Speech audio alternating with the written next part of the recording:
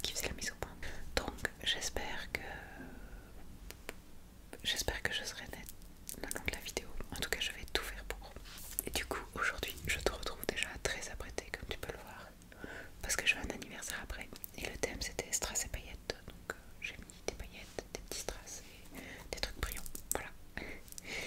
Et je te retrouve aujourd'hui surtout pour te lire les derniers chapitres du rêve de 10.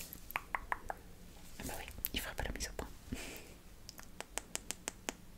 Donc c'est les chapitres 7 et 8. Donc si tu veux écouter les premiers chapitres, n'hésite pas à aller voir dans la playlist pour avoir les parties 1, 2 et 3. Allez, c'est parti.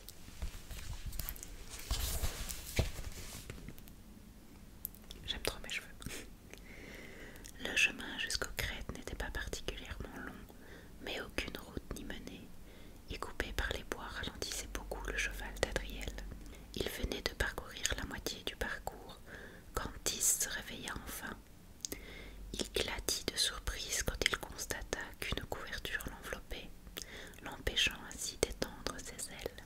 « Et calme-toi, mon vieux, tu vas nous faire tomber du cheval. » Rassuré par la voix d'Adriel, l'aigle cessa de s'agiter et se mit à réfléchir. Il se souvenait de tout concernant sa vie d'aigle et celle d'humain. Il devait aller chercher la fleur de magic aux pétales dorés pour sauver le roi d'une mort certaine. Ce serait une chose aisée pour lui. Son nid et celui de ses parents étaient d'ailleurs sur cette même falaise. Peu de temps avant d'arriver à destination, Tis trompetta pour attirer l'attention d'Adriel. Le prince humain comprit que son ami voulait se dégourdir les ailes. Il sortit délicatement l'aigle blanc du drap qui le protégeait, le laissant ainsi libre de ses mouvements. Tis battit des ailes pour s'assurer que tout allait bien et s'élança du dos du cheval.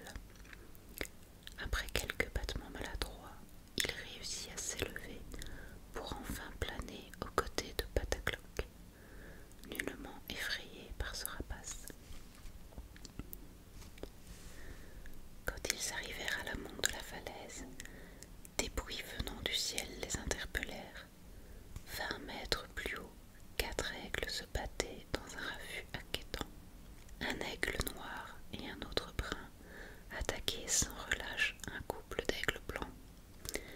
Un coup de serre plus rapide que les autres atteignit l'aigle blanc le plus grand, et celui-ci, gravement blessé, dégringola du ciel. Comprenant qu'il faisait partie de la famille de Tis, Adrienne n'hésita pas une seconde et sauta du cheval pour pouvoir rattraper Lunaï. La mère de Tis était dans un sale état. Bien décidé à la protéger, le prince humain la plaça dans le drap blanc et veilla sur elle. Tis, quant à lui, sachant sa mère en sécurité, s'était déjà élancé dans les airs pour aider son père à combattre Tarsaride. Adriel observait le spectacle impuissant. Des cris de colère résonnaient dans l'air alors que la bataille faisait rage. Les aigles tournoyaient dans le ciel en se servant de leurs becs et de leurs airs comme seule arme. « Tu arrives trop tard, clama l'aigle noir. Ta mère n'est plus en état de se battre, et il en sera de même pour ton père dans quelques minutes. »« Tu ne m'auras pas si facilement, traître, rétorqua Astral, avant d'arracher une plume à son ennemi. Ton fils t'a abandonné. Ta femme sera entre mes serres, déclara-t-il d'un ton mauvais. Je ne l'ai pas abandonné, s'emporta-Tis, en esquivant de justesse une attaque de l'aigle brun. Où étais-tu alors durant tout ce temps? Ton cher papa se faisait un sang d'encre pour toi, et s'est ainsi affaibli. Conscient que le roi des aigles était en fâcheuse posture par sa faute, Tis s'excusa, mais son père balaya ses excuses d'un revers d'aile. Ce n'était pas le moment de parler. Inquiet pour sa femme, il demanda néanmoins qui était cet humain qui l'avait sauvé d'une chute potentiellement mortelle. Tarside, furieux de les voir parler, intensifia encore ses attaques et réussit à blesser Astral plus sévèrement à l'aile gauche. Adriel continuait à observer le ciel avec inquiétude grandissante pour son ami en voyant la situation tourner en faveur de ses ennemis. S'il ne faisait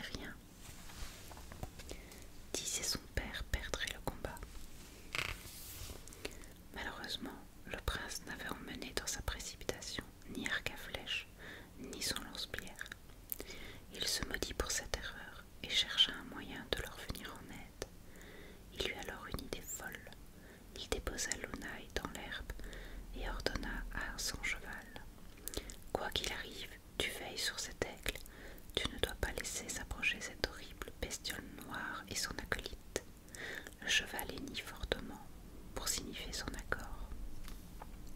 Satisfait, Adriel tapota son encolure et fit la chose la plus insensée qu'il n'eût jamais faite.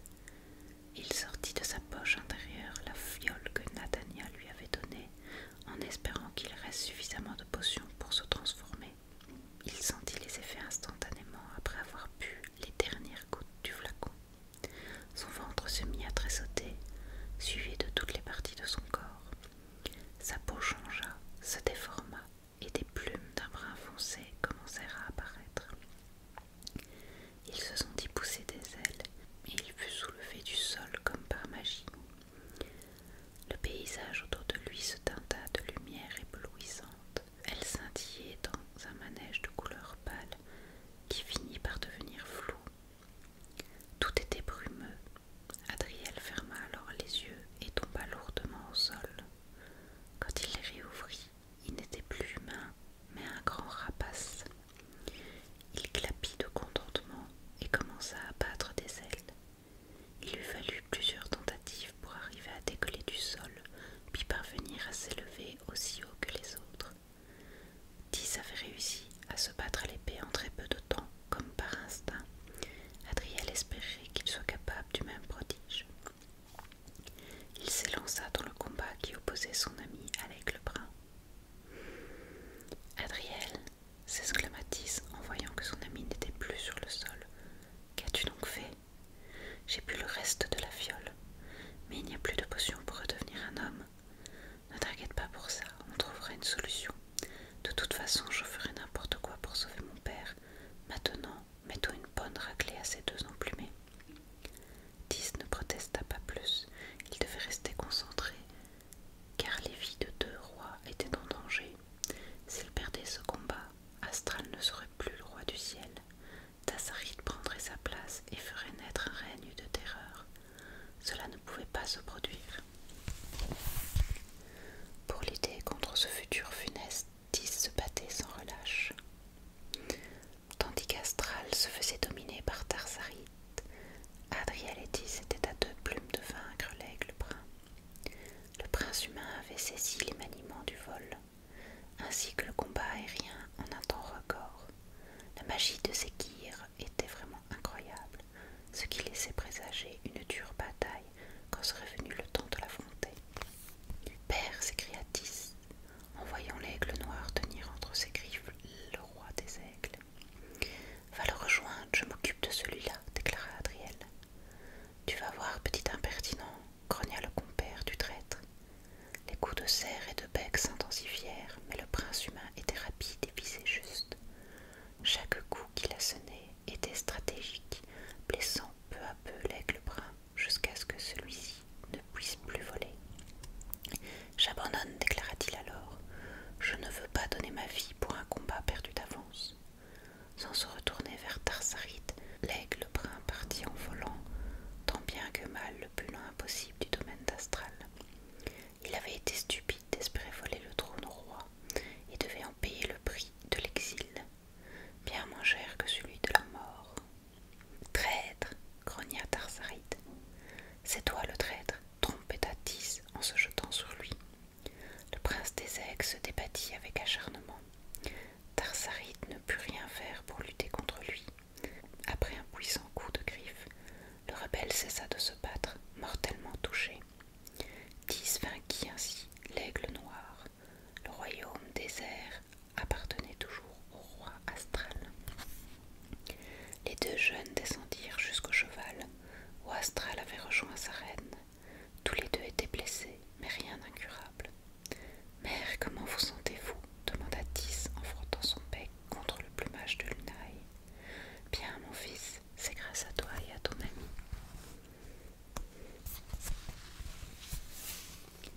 Elle adressa un signe de tête solennel à Adriel qui,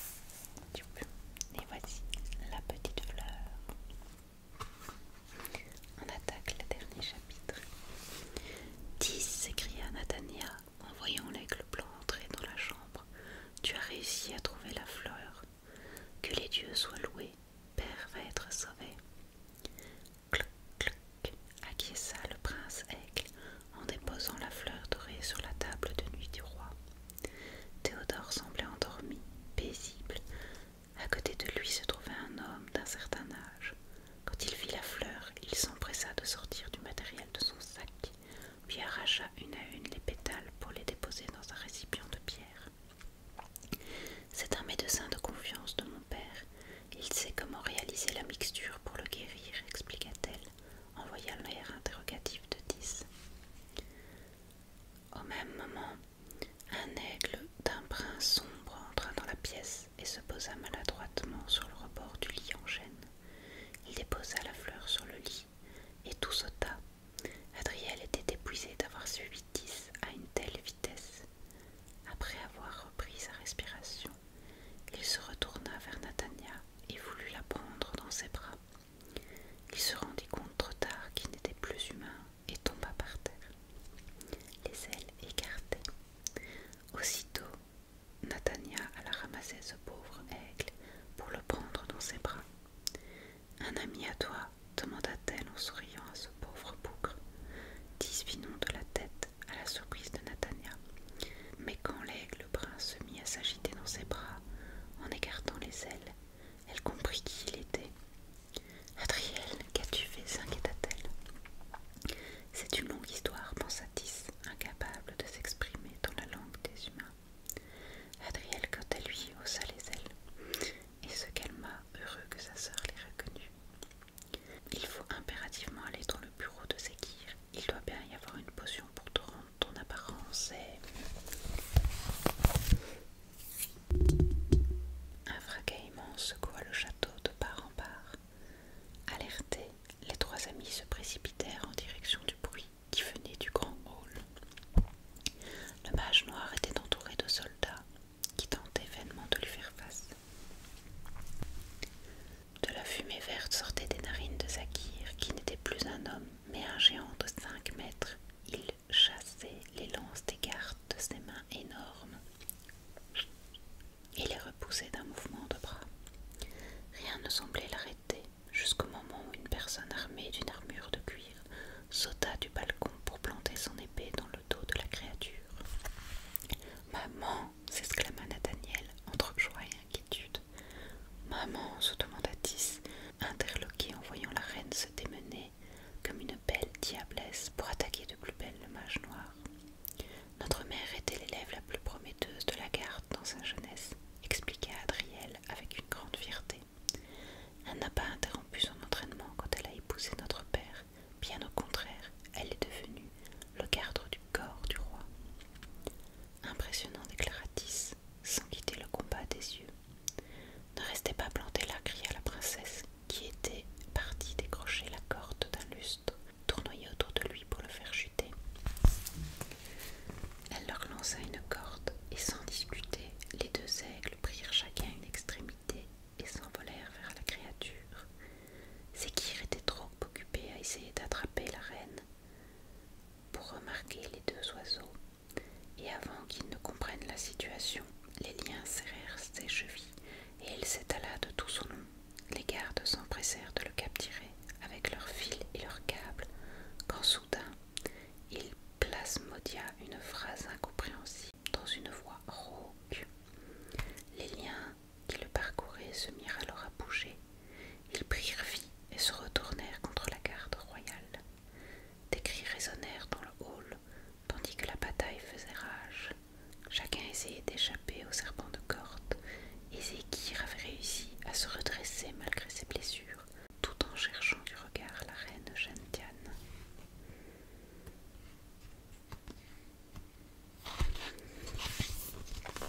Sa magie est trop forte, se lamenta Nathania, qui cherchait désespérément une nouvelle idée pour le vaincre. Ce monstre menaçait sa mère et la garde royale. Il faut entrer dans son jeu, déclara Tis au prince. Nous devons aller chercher une potion dans son atelier. Mais bien sûr, acquiesça Adriel. Sans plus attendre, ils volèrent jusqu'à l'escalier du château menant à la tour et se retrouvèrent face à face avec un énorme crapaud qui descendait en sautant les marches une à une. « Ces trolls, qu'est-ce qu'ils fichent là ?» s'étonna le frère de Nathania. Comme pour lui répondre, le crapaud croisa et dévoila la fiole qu'il tenait avec sa longue langue. « Il veut nous aider !» s'exclama Tis, qui plana jusqu'à lui. « Impossible, il est de mèche avec ce traître, c'est sûrement un piège !» donna Adriel suspicieux. Un cri déchirant se fit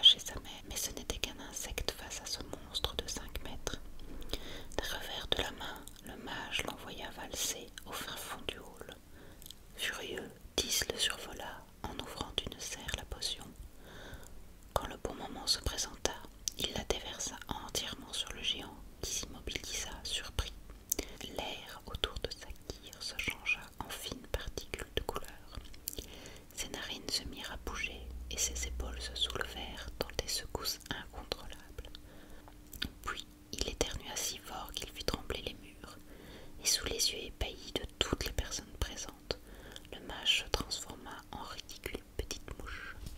« Ouah !» s'écria Nathania, en allant aider sa mère à se relever. « Vous avez réussi !» « Que s'est-il passé ?» demanda la reine, en regardant d'un air incrédule la mouche virevoltée dans des bourdonnements furibonds. Avant que la princesse ne lui réponde, Troll fit un bond majestueux et goba l'insecte sous le regard dubitatif de l'assemblée. Il poussa un rot sonore et sauta jusqu'à l'endroit où Adriel s'était écrasée. « Je ne comprends rien, » déclara Gentiane, en se relevant péniblement. « Pourquoi cet animal a-t-il mangé son maître ?»« Je n'en ai pas la moindre idée, » répondit Nathania, tout aussi étonnée.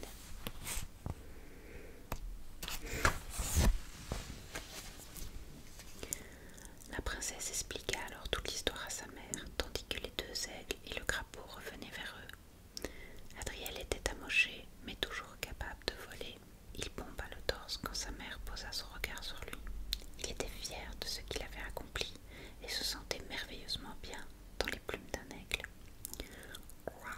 fit le crapaud, en essayant d'attirer l'attention sur lui. Quand la discussion s'arrêta et que les regards se retournèrent vers lui, il se mit à sauter jusqu'aux marches de l'escalier. « Je pense qu'il veut qu'on le suive, » expliqua la princesse à sa mère confuse. Avec les deux aigles, elles montèrent jusqu'à l'atelier de Zékir. Troll semblait chercher quelque chose quand il vit tomber un vase de terre cuite. Une clé apparut dans les débris. Quoi croissa de nouveau le crapaud en direction de Nathania. La princesse se pencha alors pour ramasser la clé et suivit du regard l'armoire que lui montrait Troll. Lorsqu'elle ouvrit la porte de l'armoire en chêne, elle vit sur la plus haute étagère une fiole contenant un liquide d'un rouge sang, avec une petite étiquette représentant un homme. « Le crapaud a trouvé la potion nous permettant de redevenir des hommes », s'exclama Adriel en regardant Tis. « C'est incroyable. Comment un batracien peut-il être aussi intelligent? C'est grâce à lui qu'on a pu se débarrasser de Zékir, et voilà qu'il nous apporte la solution à notre problème. Tu penses que c'est un piège ?» questionna le prince, soudain inquiet. « Non, je ne pense pas que... Je pense que Troll n'est pas un crapaud. Pourquoi le mage aurait-il protégé cette potion alors qu'il ne l'a pas fait pour les autres? Pour l'empêcher de se transformer en homme, déclara alors Adriel. Tu crois que Troll est mon frère, c'est ça? Je ne veux pas te donner de faux espoirs, Had, mais non, c'est tout à fait possible. C'est qui a ce crapaud depuis la disparition d'Eric? Qu'est-ce que vous avez à glapiller comme ça? Demanda Nathania en ouvrant la fiole. Il y a assez de potions pour deux. Allez, avalez. Tis attrapa alors la potion avec une de ses plumes et sauta jusqu'au crapaud. Comprenant ce qu'il allait faire, Troll ouvrit son gosier et l'aigle y déversa la moitié du précieux liquide. « Tis !» sorrifia la princesse. C'est alors que la peau jaunâtre du crapaud se mit à onduler. De la fumée sortait de ses narines tandis que son corps se soulevait du sol. Le batracien passa par toutes les couleurs, pendant que ses membres s'allongeaient peu à peu. Il redevenait lui-même. « Oh mon Dieu, Edric !» murmura la reine au bord des larmes. À peine eut-il fini sa transformation qu'elle se jeta dans ses bras, suivie par Nathania. « Quoi ?» commença l'aîné disparu, avant de se rendre compte qu'il avait de nouveau coincé. « Pardon, je voulais dire que j'étais heureux de vous retrouver. »« Qu'est-ce qui t'est arrivé ?» demandèrent en chœur la mère et la fille. Il raconta alors comment il avait découvert les noirs secrets du mage, tandis qu'il se cachait de la gouvernante. Zékir, fou de rage, avait tenté de le tuer, mais dans un geste maladroit, Edric était tombé, renversant la potion de métamorphose sur lui. Le conseiller du roi avait trouvé cela amusant et avait décidé de le garder comme animal de compagnie. Il lui était impossible de s'enfuir. Il tenait à rester pour aider sa famille dans la mesure de ses capacités. Au fur et à mesure des années, le mage avait été sûr que jamais le batracien ne retrouverait sa forme humaine et avait fini par lui révéler son vil complot. Tandis qu'il continuait à expliquer ce qui lui était arrivé, Tis se retourna vers son ami et lui tendit le reste de la potion.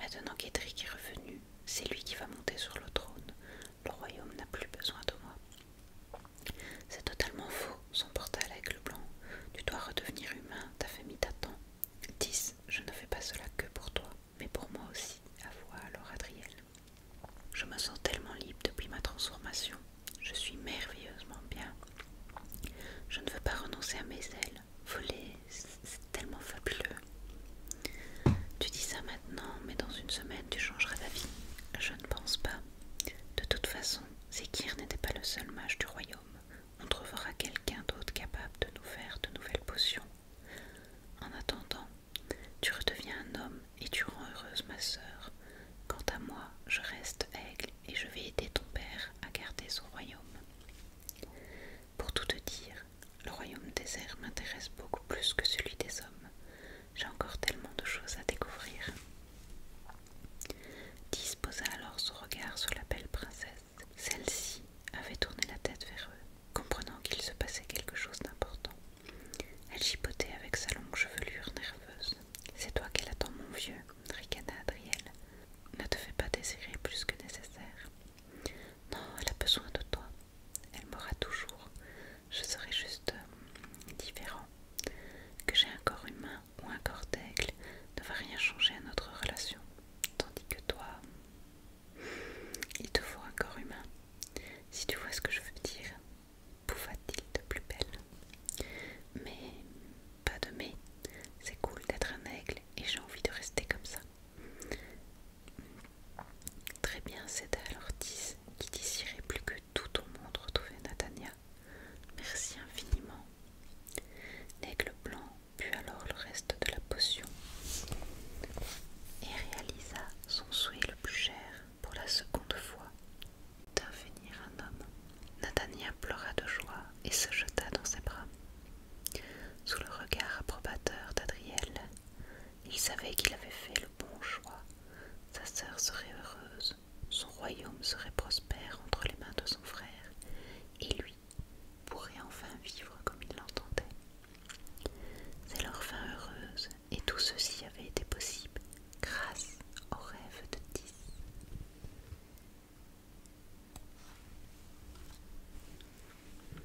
Cela faisait une saison que l'horrible mage avait été vaincu, et à présent, toutes les traces de ses mauvaises actions avaient disparu. Le roi s'était remis vite grâce à la fleur de magique et au remède de son médecin. Il avait salué le courage exemplaire de sa femme ainsi que de ses enfants, et il était au comble de la joie d'avoir retrouvé son fils aîné.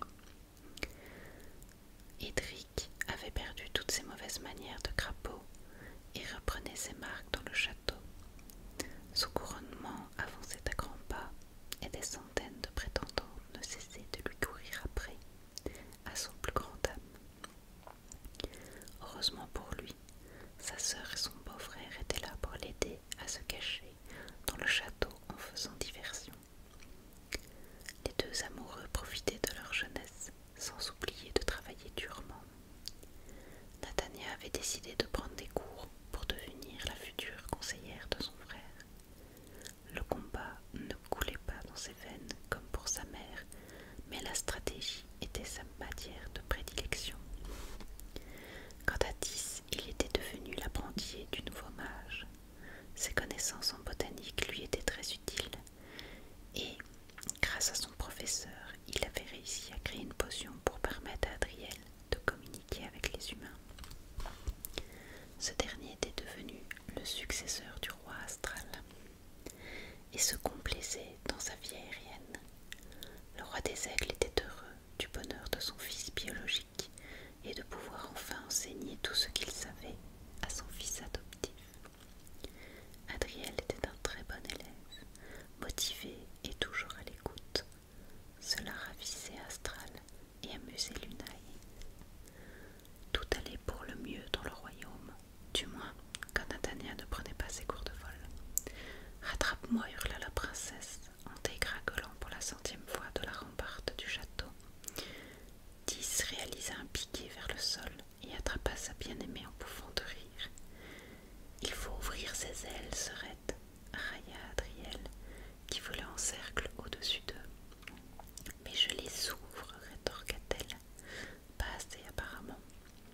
Ma pauvre sœur, tu es la seule de la famille à ne pas savoir voler. Père a également du mal, même s'il